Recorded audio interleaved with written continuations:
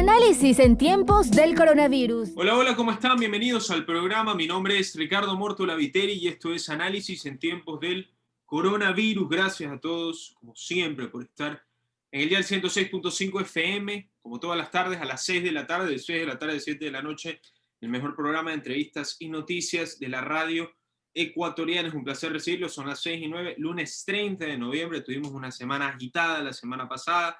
Entre noticias como el fallecimiento de Diego Maradona, como también en situaciones políticas ecuatorianas, la moción de censura de María Paula Romo, que ha sido pues un terremoto político y pues una marea, un tsunami de opiniones entre buenas y malas, entre aprobatorias y desaprobatorias sobre su censura. Y vamos a hablar de absolutamente todo, tanto nacional como internacionalmente, el día de hoy en Análisis en tiempo de coronavirus, con el economista Olmedo Farfán González, que es decano de posgrado e investigación de la Universidad Técnica Empresarial de Guayaquil. Economista, gracias por estar con nosotros. Bienvenido a nuestra casa.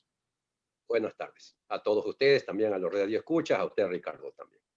Economista, bueno, entrando en materia política nacional, después hablaremos del tema de los candidatos, etcétera. ¿Qué le pareció la moción de censura a María Paula Romo? Mire, era algo que se esperaba, ¿no? Crónica de una muerte anunciada se llama eso, ¿no?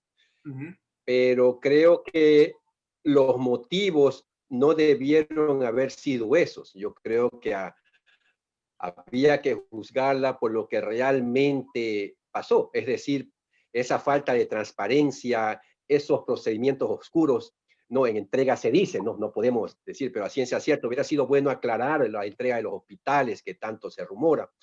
Llevó una política sumamente divisoria, yo podría decir, no fue una persona de concertación, más bien era mirada con recelo, con sospechas, ese baile político al que siempre se prestó ella, ¿no? Porque al fin y al cabo fue cofundadora de Alianza País, aún con su movimiento Ruptura, ¿no? Pero básicamente, en esencia, una persona no cambia tanto de la noche a la mañana o en pocos años, ¿no? Su manera de pensar. Entonces yo creo que básicamente, sí, se logró destituirla, pero hubiera sido bueno indagar todo lo demás, ¿no? Que no quede eso en la oscuridad, sino darle transparencia a todos esos procesos, que al fin y al cabo la justicia tendrá que hacerlo, no si es que lo hace. Sí, pero muy interesante lo que usted menciona. Ya le voy a preguntar sobre pues, las acusaciones que son el lanzamiento de gases lacrimógenos expirados, caducados, me parece, algo así.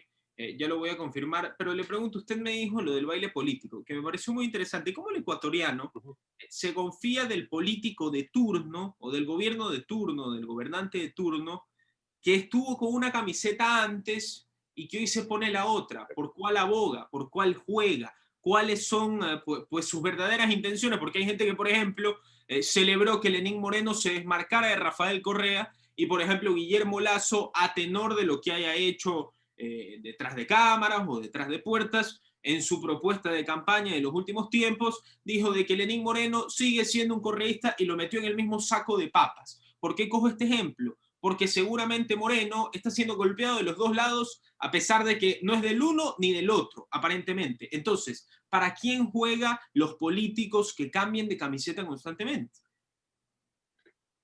Mire, lamentablemente en nuestros medios no hay verdaderos políticos. Hay politiqueros, hay oportunistas, hay aprovechadores. No todos, no, son muy pocos, son contados los que realmente nacen con una ideología.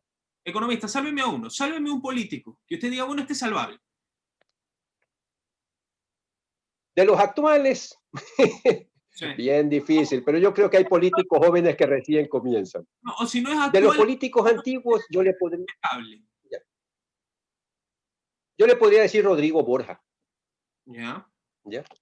Mantuvo su ideología, izquierda democrática, y culminó su vida política con esa ideología. Yo creo que es una persona que hay que respetarla mucho dentro de todos estos políticos que han invadido el país, ¿no? Pero básicamente esa es la falta de madurez política que existe en nuestro país también. Ajá. También nosotros en esencia somos culpables, ¿no? Somos culpables porque los seguimos eligiendo, Sí. sabiendo quiénes son. Eso me recuerda esa frase que hay que, cuidado con ese comunista que se hace de la noche a la mañana derechista sin pasar por la centroizquierda, pues no, porque lo lógico es que hay una pausa, hay un camino. Pero aquellos que se convierten, entre comillas, de la noche a la mañana, lógicamente son falsos. Esa es la triste realidad, pues, ¿no? Y eso es lo que lamentablemente el Ecuador, la sociedad ecuatoriana sigue cayendo presa de esto. Por eso no salimos nosotros de esta crisis moral, social, económica, porque son los mismos de siempre. Va a ver usted que para la asamblea se presentarán la mayoría los mismos de siempre. No se da cabida a la nueva generación, ¿no?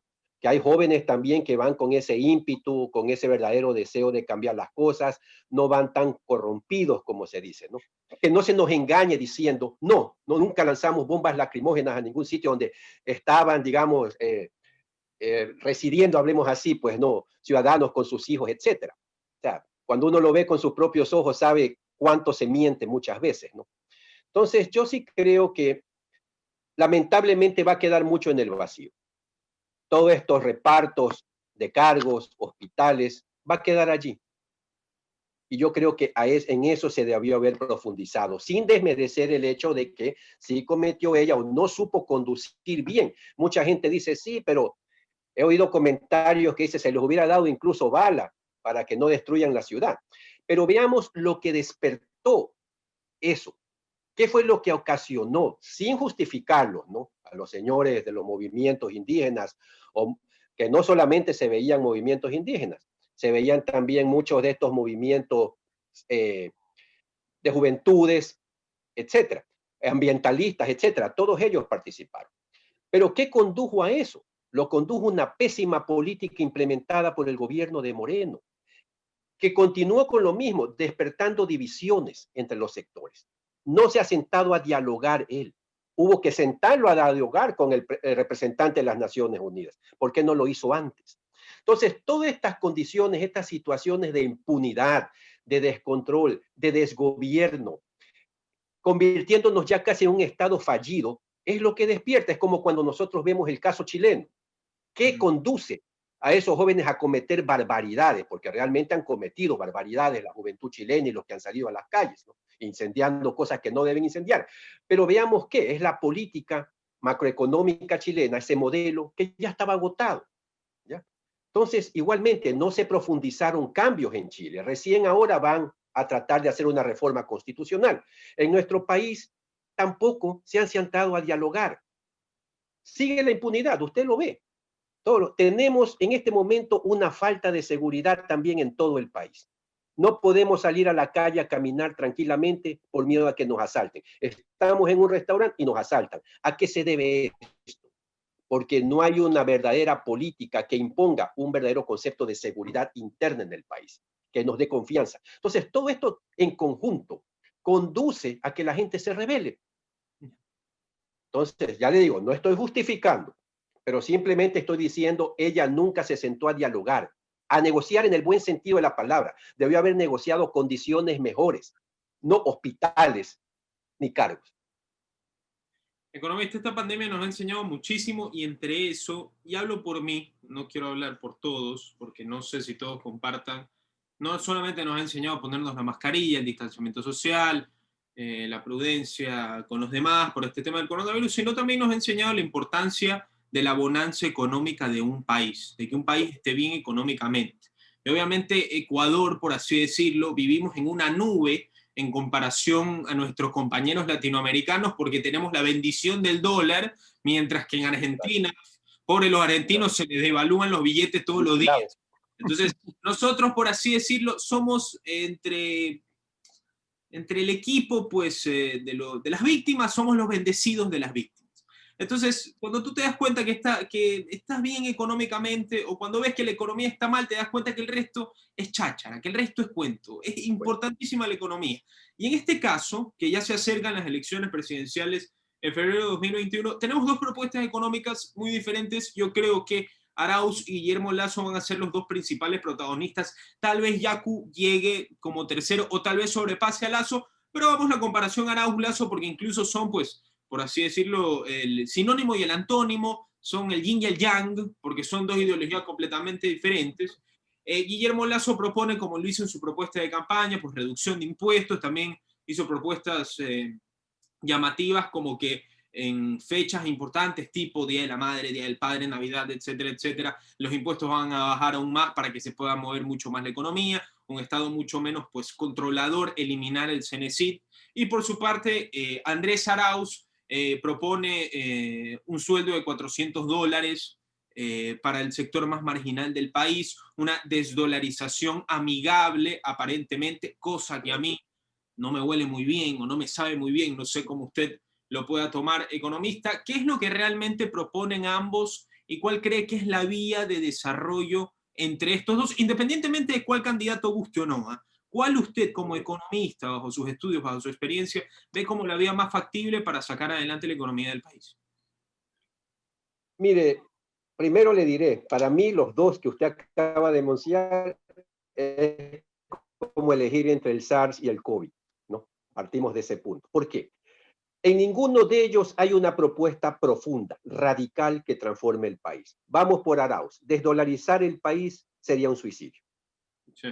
Me sorprendió oír, si es que así fueron tomadas las palabras, a un representante, vamos a César Ron, a quien aprecio mucho, decir que habría que desdolarizar para encontrar la solución. Las soluciones hay muchas, Ricardo. No se debe pensar en desdolarizar, y lo está diciendo alguien que está apoyando al Lazo. La desdolarización, ¿a quién beneficia? Beneficia, bueno, ideológicamente a aquellos sectores que proclaman que la soberanía del país debe estar en una moneda, debe reflejarse, de que no debemos depender del capitalismo, del imperialismo, etcétera. Ese es el discurso típico de los de izquierda. Por otro lado, tenemos un sector que, siendo de derecha, también le favorecería una desdolarización, que es el de los grandes grupos exportadores. Recuerden ustedes que los exportadores, los grandes grupos, son los que se ven afectados por una moneda dura, aduciendo que hay pérdida de competitividad, que no se puede competir. Entonces, eso, por eso le digo, es como elegir entre el SARS y el COVID, porque en esencia mucho puede haber. ¿Quiénes más se benefician con una desdolarización? La banca. ¿Ya? Los bancos, en la época en que teníamos Sucre, o en toda Latinoamérica con sus respectivas monedas cada país, los ingresos mayores de la banca venían justamente del tipo de cambio, de la negociación del tipo de cambio. Entonces, sí, cuidado, nos engañemos, Ricardo. Sí, economista, pero usted dice que la desdolarización también beneficiaría a la banca, pero Guillermo Lasso, que se lo reconoce como un banquero, no apoya la desdolarización. Pero los que lo sostienen, o sea, los que lo apoyan a él, mire, las declaraciones los hizo alguien de Madera de Guerrero Social Cristiano. No, pero los de Madera de Guerrero yo no creo que tengan una influencia en Lasso. ¿O usted cree que sí? No, yo creo que sí. Va a depender mucho en la elección, créame. En estas elecciones va a depender mucho. Lasso no atrae mucha simpatía, ¿ya? Es más, no muestra, estuve viendo, por ejemplo, su programa, entre comillas, de gobierno, y no veo cambios profundos. Economista, no simpatiza mucho con Lasso, por lo que veo. Mire, honestamente no me convence ninguno de los candidatos, honestamente. No hay ninguno que se pueda decir esté libre de tanto compromiso y que no tenga que beneficiar a un sector específico si es elegido. Arauz me parece que sería un desastre económico para el país, ¿no? Sí. No trae cambio, trae división de un país, de una sociedad. Seguimos en lo típico del uno en contra del otro, el empresario en contra del obrero, el obrero en contra del empresario, la izquierda contra la derecha. Ese es el discurso divisorio y por eso es que captan quizás tanta simpatía, ¿no? Quien nos diga cómo polarizar la riqueza en el país, quien nos diga cómo va a hacer crecer el país, quien nos diga cómo vamos a sentir seguros en el país, quien nos diga cómo va a traer inversión extranjera, incluyendo la banca internacional que es necesaria para bajar las tasas. ¿Por qué? Usted me preguntaba, y voy a ser muy honesto, ¿por qué no esa simpatía hacia el señor Lasso? Mire el reporte de la Superintendencia de Bancos. Hay bancos que se han aprovechado de esta pandemia cometiendo anatocismo, interés sobre interés. Es desastroso. Cuidado, vamos a caer en manos, no todos, pero de un grupo de banqueros que no tengan ética ni responsabilidad social. Es el mismo peligro de caer en un grupo de izquierda que no saben a dónde van, ¿no?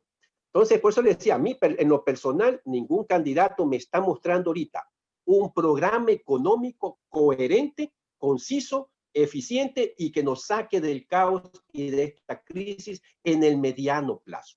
No debemos pensar en el largo estamos liquidados, ¿no?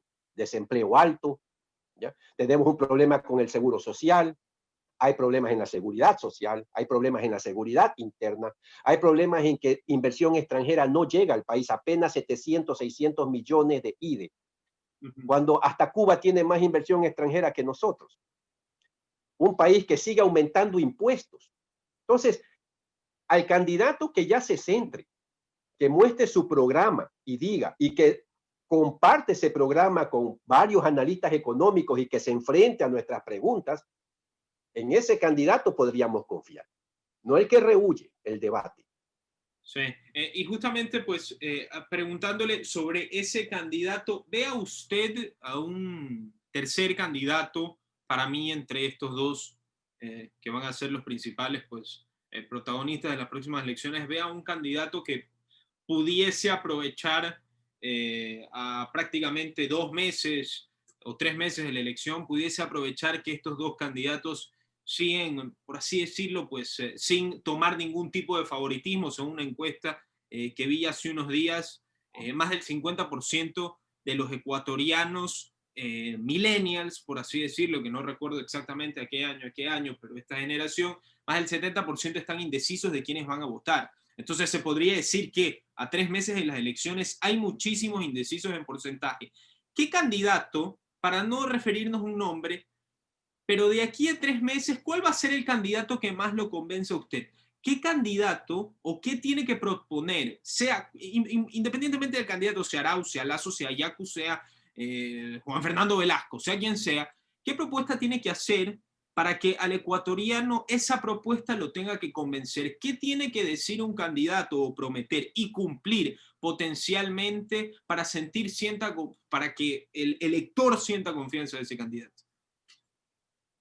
Mire, tendría que decir no cuál es el número de empleados o de plazas que va a crear, como lo hizo el presidente Moreno, que iba a crear tantos cientos de miles de plazas y no hizo nada. No, ¿cómo va a crear el empleo? Eso es lo primero. Nuestro país tiene ese problema. Entonces, primero, ¿cómo va a crear plazas de trabajo y con qué? ¿Ya? O sea, cambio en leyes. Tiene que mencionar cambio en las leyes tributarias, ofrecer seguridad jurídica, atraer la inversión extranjera. ¿Cómo? ¿Ya?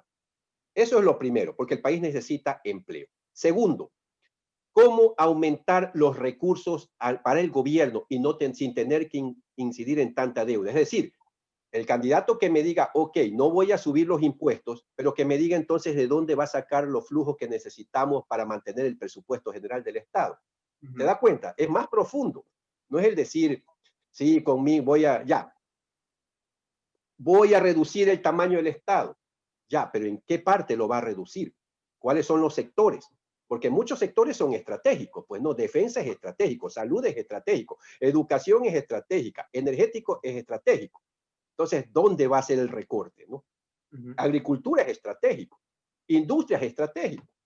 Mire, casi todo es estratégico en realidad. Muchas veces tenemos esa tendencia a criticar a la burocracia, pero la burocracia es necesaria porque no estamos automatizados. El día que tengamos un gobierno 4.0, ¿ya? Esos son los gobiernos en que la mayoría está digitalizado y automatizado los procesos, allí quizás podamos decir vamos a reducir la burocracia, porque si la reducimos, ¿qué hacemos con tanto desempleado?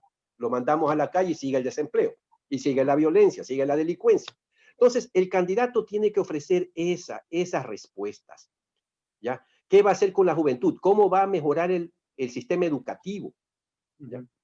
Porque al fin y al cabo nosotros somos bastante menos competitivos que otras regiones justamente por la calidad de la educación, ¿ya? Básica y media me estoy refiriendo, ¿no? Es terrible. ¿Cómo implementar en un mundo en que estamos digitalizados, en la sociedad del conocimiento, hablemos así? ¿Cómo vamos a hacer para aumentar la infraestructura tecnológica? Vea usted, apenas el 42% de los ecuatorianos tiene acceso a Internet en un mundo en que ya todo se lleva vía Internet, educación, negocios electrónicos, etc. Entonces, ese candidato tiene que profundizar en la respuesta, ¿ya? Entonces, y eso es lo que no vemos. Realmente no vemos eso de allí, Ricardo, y eso es preocupante, porque no nos dan respuestas claras. Es fácil, yo soy candidato, yo, Ricardo, le podría decir, yo voy a generar 1 millón de empleos, voy a traer inversión extranjera, voy a eliminar el déficit fiscal. Sí, pero ¿cómo lo hago? Yo tengo que decir el cómo. las vías posibles. Entonces, no nos las dan. Y ninguno nos las está dando, créame, ninguno de ellos.